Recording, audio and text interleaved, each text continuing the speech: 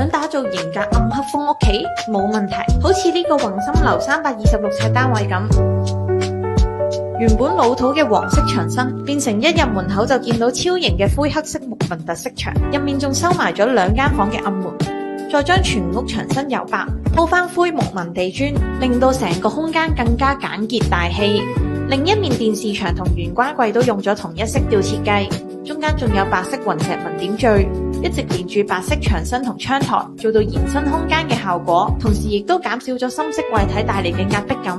中間仲有特登做個大櫃俾屋主放健身器材添。玄關獅子櫃同樣係吊腳設計，方便換鞋，而換鞋凳唔只可以用嚟坐，打開仲係一個隱藏式收納區。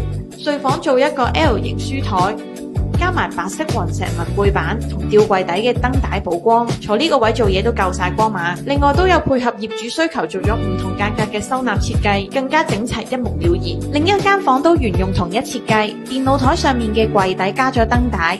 呢張床仲係油壓床，可以收埋換季被鋪同篋等等。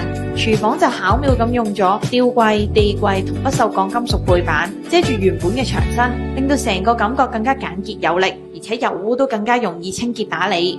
想打造適合你嘅家居風格，即刻 WhatsApp 我哋傾下啦。